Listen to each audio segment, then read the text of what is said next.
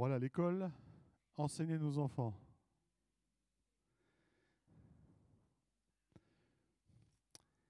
Parce qu'aujourd'hui, l'enseignement se fait dans des conditions hyper difficiles.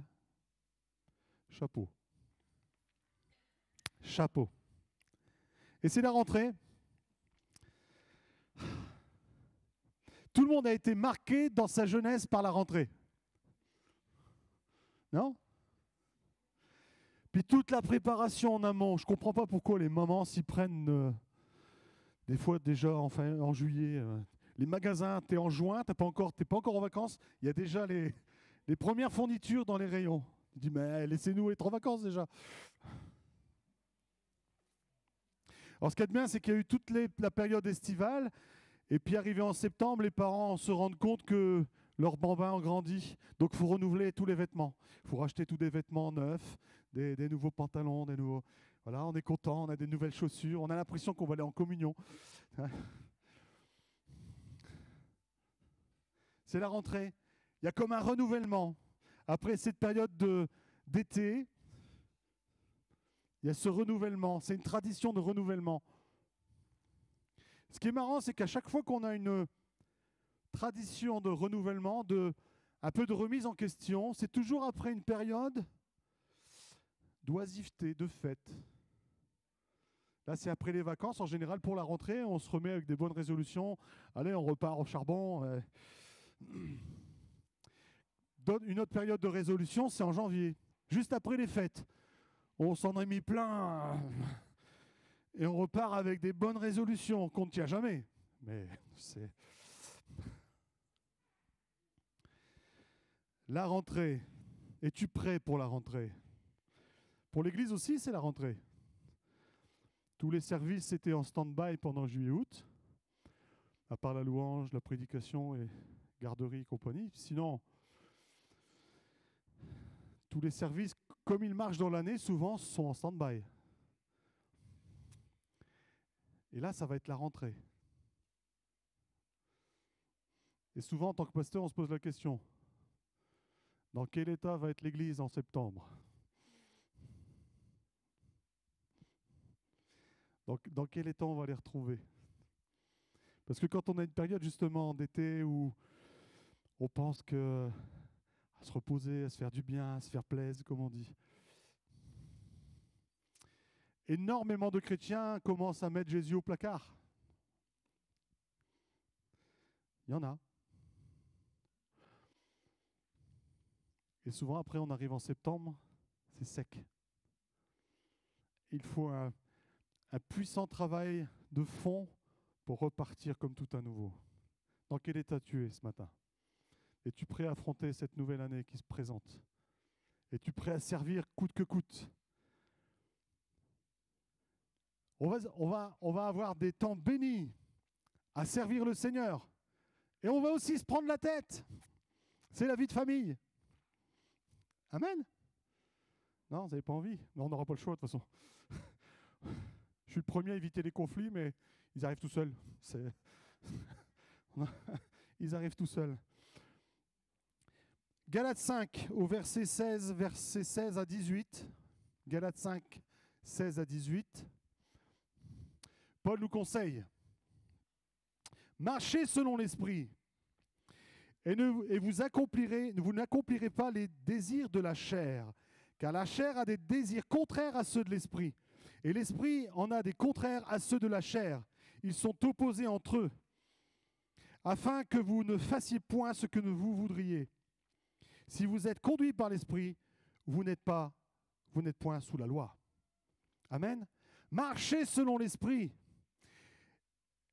Et les œuvres de l'esprit sont contraires à ceux de la chair. C'est pour ça que souvent on arrive en septembre, on a perdu un peu de... Parce que tout l'été, on a cherché les plaisirs de la chair. Il y a une mentalité aujourd'hui dans notre société, c'est vite, partons en vacances, changeons d'air, changeons d'environnement, pratiquons des choses qu'on ne fait pas d'habitude. Ça va nous faire du bien, ça va nous renouveler. Tu reviens, tu reprends ton boulot, il ne te faut pas 1 heure pour revenir dans l'état où tu étais avant de partir. Ben oui. Tu es tout de suite remis dans le bain de ton boulot. Et tu en subis tout de suite les conséquences. Amen. Jésus a dit, venez à moi, vous tous qui êtes fatigués et chargés. C'est la seule solution de renouvellement. Tu veux être renouvelé? Viens à Jésus. Dépose tes fardeaux. Mon joug est léger. Amen. Il faut venir à Jésus. Le problème, c'est que dans ces temps où on se relâche un peu, où on laisse Jésus un peu, on se relâche.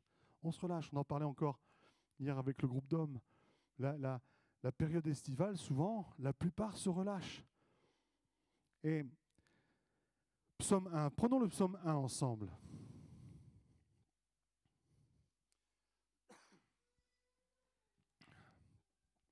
Heureux l'homme qui ne marche pas selon le conseil des méchants, qui ne s'arrête pas sur la voie des pécheurs, et qui ne s'assied pas en compagnie des moqueurs, mais qui trouve son plaisir dans la loi de l'Éternel, et qui la médite jour et nuit.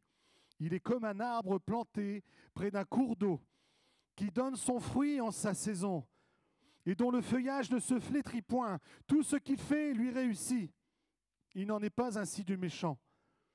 Ils sont comme la paille que le vent dissipe. C'est pourquoi les méchants ne résistent pas au jour du jugement, ni les pécheurs dans l'assemblée des justes. Car l'Éternel connaît la voie des justes, et la voie des pécheurs mène à la ruine. Amen. Quand tu es près de Christ, quand tu es près du cours d'eau, le cours d'eau de l'Esprit, tu t'enracines et tu grandis et tu portes du fruit. Quel fruit as-tu porté cet été? Quel fruit as-tu porté cet été? Est-ce que tu as vécu des grandes choses? Est-ce que Dieu t'a parlé? Est-ce que tu as grandi? Amen. C'est la question qu'il faut se poser. C'est le constat qu'on fait à la rentrée, justement. On se rend compte que Elisabeth, la dernière fois, était désespérée. Elle fait, mais regarde, il n'y a plus rien qui leur va, il faut tout changer. Ils ont le feu au plancher. En 2 mois, tout. Spirituellement, est-ce que tu as grandi? Ou est-ce que tu t'es écroulé cet été? Quel est le fruit que tu portes? Quel est le feu qui est en toi? Est-ce que ça commence il n'y a plus de flamme, ça commence juste à être une braise qui fume encore? Gloire à Dieu! Mais Dieu veut que des cœurs soient brûlants. Les cœurs soient brûlants. Cet été, peu importe ce que tu as fait, là, aujourd'hui, Dieu veut que tu sois prêt pour la rentrée. Dieu veut que tu sois prêt, Dieu veut que tu sois renouvelé. Parce que la vie ne nous épargnera pas cette année, comme les autres années. L'ennemi ne nous épargnera pas non plus. Il va nous tendre des pièges, il va nous faire des croche-pieds. Si on n'est pas prêt, si on n'est pas bien planté en Christ, la première épreuve, tu tombes. Il n'y a pas de secret. Il n'y a pas de super voltigeur spirituel. C'est soit tu es ancré en Christ, et vous avez déjà vu les arbres. Ça a beau souffler, il peut y avoir la tempête, l'arbre il est planté, il ne bouge pas. Il est remué, mais quand l'arbre s'écroule, se fait arracher par la tempête, c'est que ses racines ne sont plus bonnes.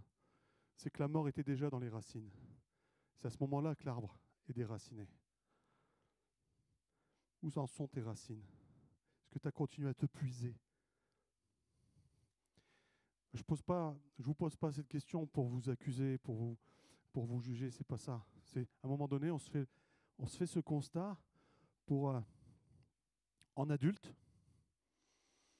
Où est-ce que j'en suis? Est-ce que je suis apte à démarrer cette année? Parce qu'à tous les coups, peu importe ce que tu es en train de faire dans l'église, très certainement, ça n'ira pas comme tu veux.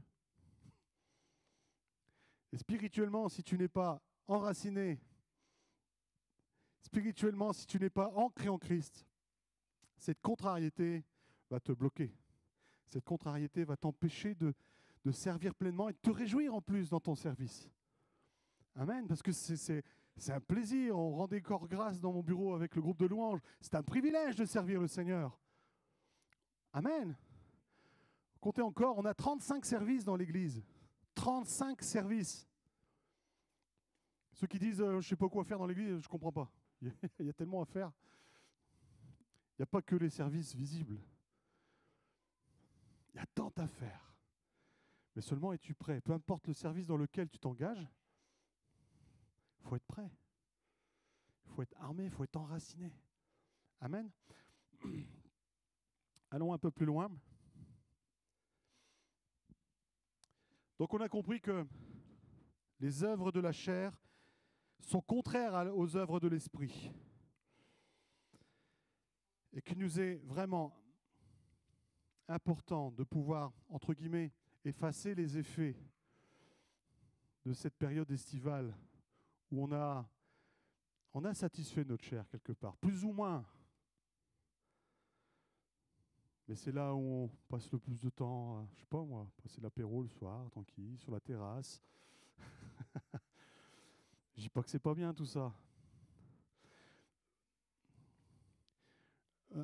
Dans le temps, on se contentait de notre petite vie, entre guillemets. Aujourd'hui, si tu n'as pas fait au moins un certain nombre d'activités à tes gosses, mais tu es un mauvais parent. Faut faire, faut faire, faut faire. On est dans une société d'activisme. Il faut faire, faut faire, faut faire. Ils vont être heureux, ils vont pouvoir s'épanouir. Mais non, c'est pas ça. C'est les enracinés en Christ qui va les épanouir. Amen. Je ne dis pas que les activités physiques sont contraires. Hein. Ne me faites pas dire ce que je n'ai pas dit. Mais à un moment donné, quand ces pratiques-là commencent à te conduire dans une vie où tu commences à délaisser Christ, c'est là qu'il y a le problème. C'est là qu'il y a le problème. Parce qu'on peut passer du bon temps. Hein. On a fait la descente de la Lesse en canoë avec quelques frères et sœurs. On a passé une belle journée. J'aimerais que l'année prochaine, on reproduise le truc avec plus de frères et sœurs. C'est à la portée de tous. C'est à la portée de tous. On passe vraiment un bon moment dans la fraternité. Amen. Alors, je l'ai cité tout à l'heure, mais on va le lire. Matthieu 11, 28 à 30. Matthieu 11, 28 à 30.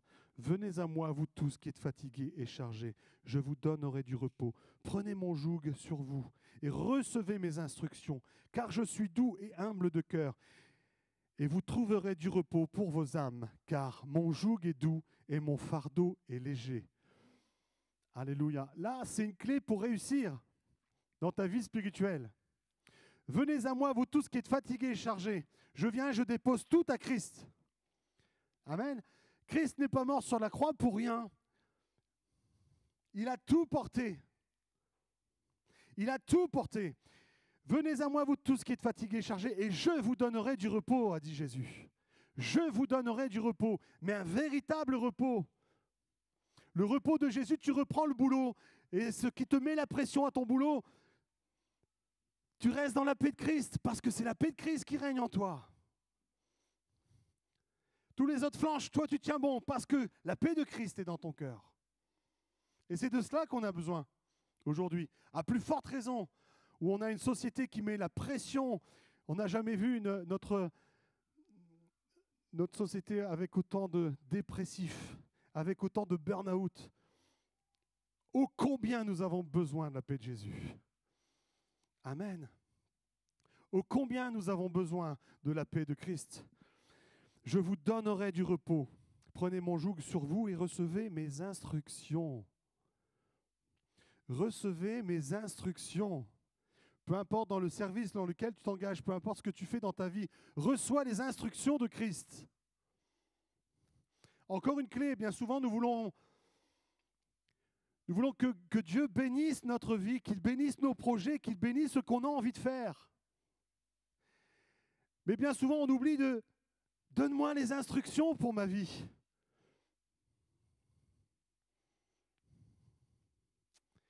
Je vais m'inscrire à tel sport, je vais m'inscrire à telle activité.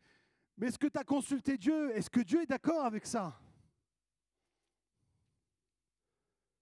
Allô? Est-ce que Dieu est d'accord avec tout ce que tu fais dans ta vie? Est-ce que tu l'as consulté avant de prendre tes décisions? Nous prétendons tous avoir donné notre vie à Christ. Mais sur le papier, dans la réalité, c'est autre chose. Nous faisons encore tout ce que nous voulons et nous voulons que Dieu bénisse ce que nous avons décidé. Et bien souvent, nous ne consultons pas Dieu pour savoir ce qu'il veut pour notre vie. Puis après, je comprends pas. Je comprends pas. Attends, je vais au culte tous les dimanches. Pourquoi Dieu ne me bénit pas? Parce que tu ne le consultes pas. Tu n'en fais qu'à ta tête et tu demandes que Dieu bénisse ce que toi tu as décidé. Sauf que ce n'est pas comme ça que ça marche. Recevez mes instructions. Tu veux être dans le repos de Christ, reçois ses instructions. Dépose tes fardeaux et reçois ses instructions. Amen.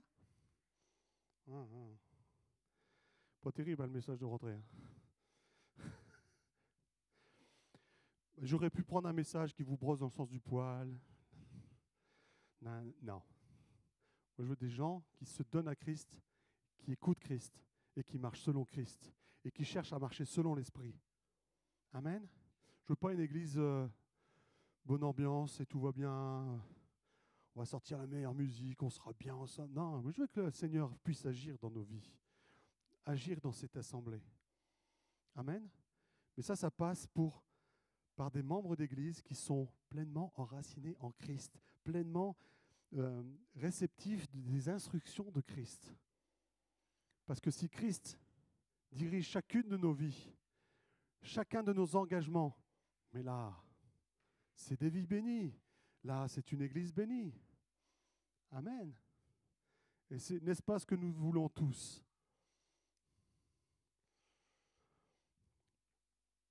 Recevez mes instructions, car je suis doux et humble de cœur, et vous trouverez du repos pour vos âmes. Jésus ne veut pas te donner des instructions qui vont te harceler, qui vont te mettre dans de très mauvaises positions. Jésus est le bon berger. Un berger amène dans des verts pâturages. Il n'amène pas ses brebis là où il y a de la caillasse, où il n'y a rien à brouter. Jésus est le bon berger. Il va te conduire là où il faut. Il te donnera toute la substance dont tu as besoin pour conduire ta vie. Alléluia! Dieu est bon. Où en es-tu ce matin? Où en es-tu? Où en est ta croissance? Est-ce que Jésus est toujours à la tête de ta vie? On a pris tout à l'heure avec le psaume 1 l'image de l'arbre planté près du cours d'eau, planté en Christ, enraciné en Christ.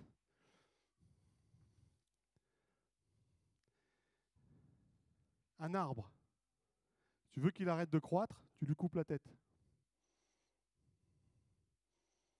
Quand tu enlèves Jésus de ta vie, tu as encore l'illusion d'être enraciné, mais ta croissance se stoppe, parce qu'à un moment donné, tu as Jésus aux oubliettes. Ouais, mais il ne faut pas être légaliste, on peut quand même faire ce qu'on veut. Tu as donné ta vie ou tu ne l'as pas donnée? Allô? Je disais encore là, les actes des apôtres, ne serait-ce que l'appel des disciples. Mais aujourd'hui, aucun de nous serait capable d'en faire autant. Les gars, ils ont quitté femmes et enfants, ils sont partis suivre Christ.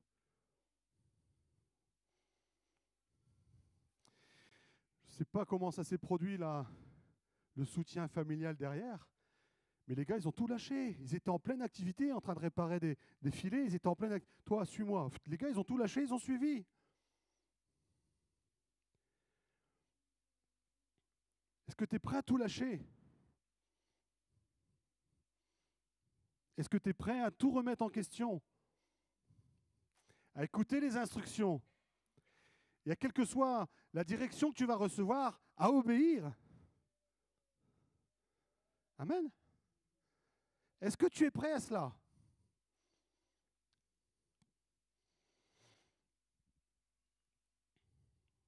Éphésiens 4, versets 17 à 24. Voici donc, je dis, et ce que je déclare dans le Seigneur, c'est que vous ne devez plus marcher comme des païens, qui marchent selon la vanité de leurs pensées. Ils ont l'intelligence obscurcie. Ils sont étrangers à la vie de Dieu, à cause de l'ignorance qui est en eux, à cause de l'endurcissement de leur cœur. Ayant perdu tout sentiment, ils se sont livrés à la dissolution pour commettre toute espèce d'impureté, jointe à l'incupidité. Mais vous, ce n'est pas ainsi que vous avez appris Christ, si du moins vous l'avez entendu, et si conformément à la vérité qui est en Christ, c'est en lui que vous avez été instruits, à vous dépouiller, eu égard à votre vie passée, du vieil homme qui se corrompt par les convoitises trompeuses, à être renouvelé dans l'esprit de votre intelligence et à revêtir l'homme nouveau, créé selon Dieu, comme une justice et une sainteté que produit la vérité. Amen. Quand nous nous sommes donnés à Christ, nous sommes tous passés par la repentance. Nous sommes tous passés par un changement de vie. Mais combien parmi nous ont repris certaines activités d'avant? Combien d'entre nous sont retournés à une autre expression biblique? Combien d'entre nous sont retournés au vomi? Ah, c'est une image qui parle. Retourner à son vomi. Ouais.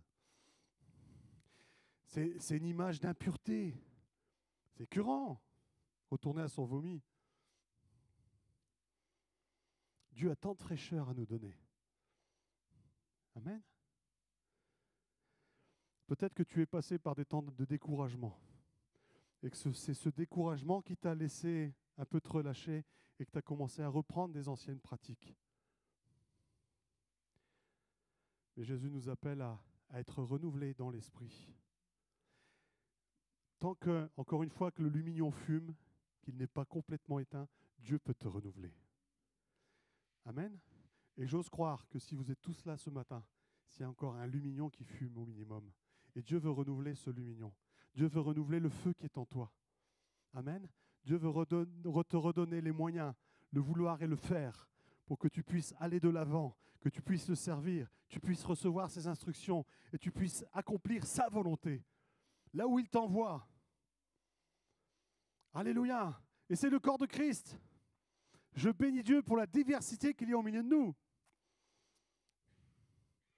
L'un n'est pas l'autre. Nous avons tous des talents, des caractères différents. Et Dieu, il a un appel pour chacun. Et il a des cadeaux pour chacun. Pour que nous puissions, ensemble, le corps bien coordonné, avancer et faire la volonté de Christ pour cette région. Alléluia. Allez, on va prendre un passage aussi qui souvent fait grincer des dents. Apocalypse 2, versets 2 à 7.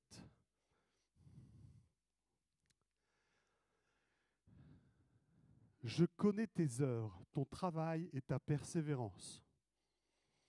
Je sais que tu ne peux supporter les méchants, que tu as éprouvé ceux qui se disent apôtres et qui ne le sont pas, et que tu les as trouvés menteurs, que tu as de la persévérance, que tu as souffert à cause de mon nom, et que tu ne t'es point lassé. Mais ce que j'ai contre toi, c'est que tu as abandonné ton premier amour. Souviens-toi donc d'où tu es tombé. Repens-toi et pratique tes premières œuvres. Sinon, je viendrai à toi et j'ôterai ton chandelier de sa place. À moins que tu ne te repentes. Tu as pourtant ceci, c'est que tu es les œuvres des Nicolaïtes, œuvres que je hais aussi.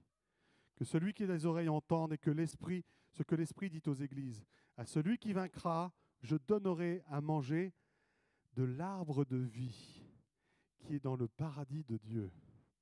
Il y a des promesses si on s'accroche. Quand on se relâche, fatalement notre premier amour est en train de s'affadir. Et Dieu te dit, repens-toi. Souviens-toi de où tu es tombé. Souviens-toi de où tu es tombé. Mais il y a quand même un passage important dans ce dans ce chapitre. Si on ne réagit pas, j'ôterai ton chandelier de sa place. Le lumignon, à un moment donné, sera complètement éteint. Amen. Je ne veux pas faire mon Jéhovah et surfer sur la vague de la peur pour essayer de vous faire réagir, mais c'est une réalité biblique qui est quand même marquée. À un moment donné, il va falloir qu'on se réveille et qu'on reparte de là où on est tombé, qu'on se repente et qu'on repratique nos premières œuvres. Rappelle-toi, hier nous étions en réunion de maison sur Arras. Nous étions chez Catherine, jeune convertie. J'aime les jeunes convertis. Ils sont tout feu, tout flamme. Tout est beau, tout est merveilleux. Et elle annonce la bonne nouvelle à tous ceux qu'elle croise. Dès qu'elle peut, elle parle, elle témoigne, elle témoigne, elle témoigne, elle témoigne. Et on a tous été comme ça, convertis, on avait ce feu. Amen. On croisait un chien, on lui annonçait la bonne nouvelle. Ce premier amour, ne l'avons-nous pas perdu? On a plus ce feu du premier amour, ce zèle à s'émerveiller. Ah mais, Catherine est comme une gamine, un rien l'émerveille. Ça me fait, c'est marrant à voir. Mais un jeune converti s'émerveille pour rien. Il voit des signes de Dieu partout, il se réjouit de partout. Et nous, on devient tellement dur, tellement... Oh, ouais, tu parles. Es-tu sûr que c'est un signe? On ne voit plus Dieu partout. On s'est forgé une carapace. Dieu veut retrouver cette fraîcheur d'amour. Parce qu'encore une fois, souvent on le dit quand on évangélise, on ne vend pas une religion, on vend une relation à Dieu. Dieu veut nous parler, avoir cet échange, cette intimité avec nous. Amen. Un peu comme dans le couple. Hein. Est-ce qu'on se dit toujours je t'aime au bout de 10, 15, 20, 30, 40, 50 ans de mariage?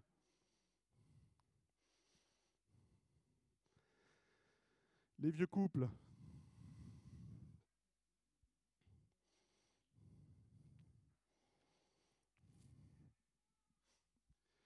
Du coup, j'entendais un couple, ils ont quoi, 5 ans de mariage? Ouais, il me dit plus je t'aime. Je fais déjà. Là, il y a du souci à se faire quand même. Déjà. Si on n'entretient pas cette relation, à un moment donné, tu retrouves tes valises sur la porte d'entrée.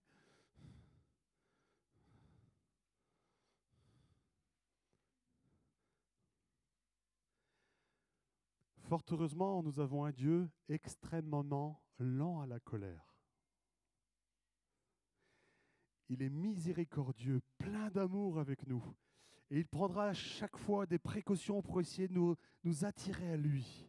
Nous avons un Dieu merveilleux. Rien que pour ça, on peut prendre le temps de le louer pendant un long moment.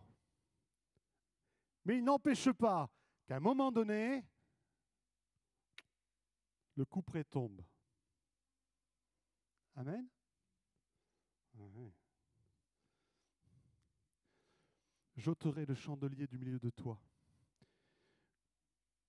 Ma prière tout cet été, depuis le mois de juin, même avec ceux qui intercèdent là le jeudi, c'est que l'Église reste bien accrochée à Christ, que pas un ne se perde pendant cette période estivale, mais qu'on puisse retrouver une Église prête.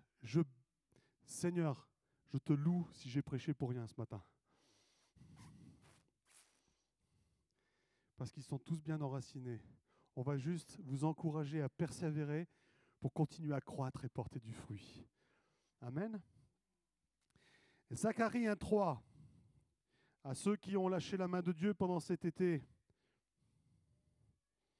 Ainsi parle l'Éternel des armées. Revenez à moi, dit l'Éternel des armées, et je reviendrai à vous, dit l'Éternel des armées. Si tu viens à Christ, il se laisse trouver. Mais il faut venir à lui. Il n'y a pas 36 solutions pour venir à Christ. C'est la prière. C'est la prière. C'est passer du temps à parler avec Christ et à l'entendre. C'est un dialogue. Ce n'est pas un discours ou une liste de courses qu'on vient donner, réciter à Dieu. Non, je parle et j'entends, je reçois ses instructions, je reçois ses encouragements, je reçois, et je sais comment marcher du coup. Je ne suis plus dépourvu. À aucun moment, Jésus a été étonné. Il voyait toutes choses à l'avance. Allez dans tel endroit, vous trouverez ça, catata. Et disent, ah ouais, c'est comme ça que ça s'est passé. Nathanaël, quand tu étais sous le figuier, tu as dit ça. J'étais là. Pourquoi? Parce que Jésus avait cette relation avec le Père. Et le Saint-Esprit nous donne les instructions du Père. On en parlait encore avec la réunion d'hommes hier, où combien il est important de se nourrir de la parole, mais avec l'esprit. Si tu lis ça sans l'esprit, tu perds ton temps. C'est un simple bouquin. Ce qui donne la vie à la parole, c'est l'esprit. Nous avons puissamment besoin d'être renouvelés dans l'esprit. Pas d'esprit, pas d'église. L'église a démarré quand la Pentecôte est tombée sur les disciples. Amen. Et c'est l'Esprit qui a révélé les secrets. C'est l'Esprit qui a révélé le royaume des cieux à Paul. C'est lui qui a donné toutes ces révélations. C'est l'Esprit qui va te montrer les choses cachées dans la parole de Dieu. Waouh, elle est vivante, mais parce qu'il y a l'Esprit. Sinon, tu es un simple lecteur, c'est un bouquin comme un autre. C'est pas des écritures magiques. C'est la parole de Dieu, mais qui est révélée parce que tu es rempli de l'Esprit. Alléluia. C'est l'Esprit qui convainc de péché. Tu peux citer 300 000 fois le même verset. Si l'Esprit n'est pas dedans, il aura touché ton voisin en une fois, toi 300 000 fois, tu ne seras toujours pas touché. Parce que c'est l'Esprit qui touche, c'est l'Esprit qui convainc. Et on a besoin aujourd'hui d'être renouvelé par l'Esprit, dans l'Esprit. Amen. Que l'Esprit puisse justement accompagner l'Église dans sa démarche. C'est l'Esprit qui permet qu'il y ait des guérisons. C'est l'Esprit qui permet qu'il y ait des miracles et des prodiges. C'est l'Esprit qui nous donne de multiples dons. Je me réjouis quand nous avons des paroles prophétiques qui encouragent, qui édifient l'Église. Je me réjouis quand nous avons des maladies qui sont guéries au nom de Jésus. Alléluia. C'est l'Esprit qui fait tout ça. Nous sommes encore sous le ministère de l'Esprit. Les Actes des Apôtres, normalement, le titre, c'est « Les Actes de l'Esprit ». Mais pour moi, ce livre n'est pas fini. Il continue à s'écrire. Nous écrivons ce livre. Amen. Mais où en sommes-nous? Où en sommes-nous? Je vais demander au groupe de louanges de venir.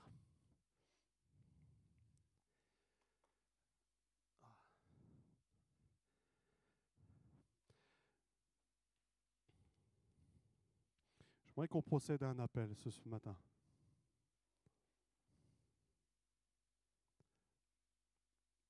De la même manière que nous renouvelons tout ce que nos enfants ont besoin pour la rentrée. Ils ont de nouvelles fournitures, nouveaux vêtements, nouvelles coiffures. Ils sont beaux, nos enfants, quand ils partent à la rentrée. Bon, certains partent en pleurs, mais...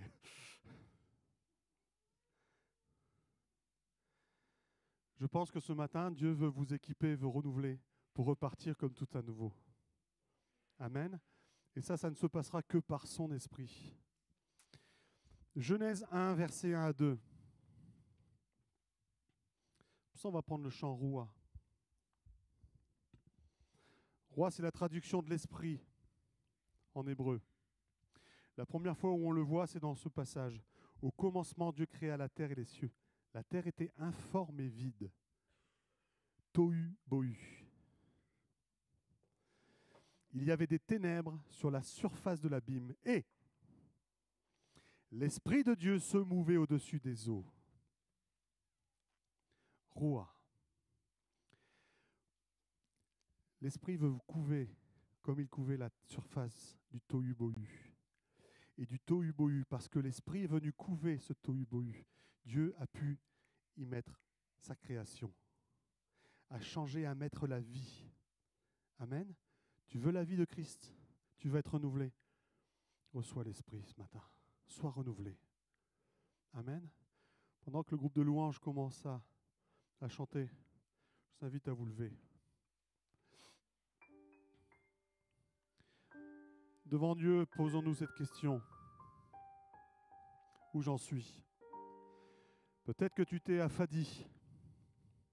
Et encore une fois, on n'est pas là pour accuser qui que ce soit. Mais aujourd'hui, on offre le moyen de pouvoir repartir comme tout à nouveau, être renouvelé dans l'esprit. Peut-être que tu es resté ce chrétien solide et bien enraciné. Mais là, même là, pour la rentrée, tu as besoin de recevoir pour pouvoir en continuer ta croissance. Peu importe ta santé spirituelle aujourd'hui. Enfin, moi, personnellement, j'en aurai jamais assez. Remplis-moi, remplis-moi. On n'aura jamais assez. Remplis-moi, renouvelle-moi. J'ai besoin de toi. Sans toi, nous ne sommes rien. Ce chant dit ni par force, ni par puissance, mais par ton esprit. Par ton esprit. Roua, le vent, l'esprit qui couvre nos cœurs, qui couvre nos âmes, qui couvre nos vies et qui commence à nous préparer à recevoir la vie de Dieu. Amen. Dépose tout ce matin. Dépose ce que tu es. Dépose peut-être ce que tu crois être. Reçois les instructions de Dieu. Et ce matin, Dieu te dit, sois renouvelé. Sois renouvelé. Fais ce pas de foi. Avance-toi. Le conseil va venir et on prier pour vous. Que vous soyez puissamment renouvelés. Que l'Esprit vous remplisse. Le conseil va venir. Alléluia. Jésus. Une dernière.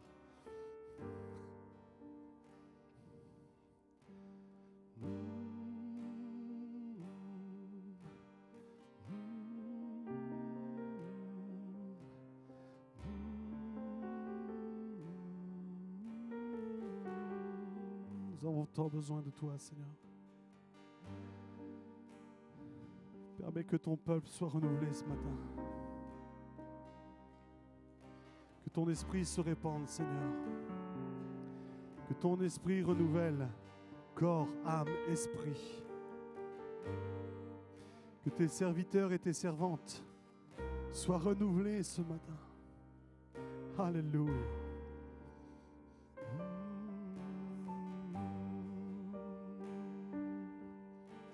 Ooh.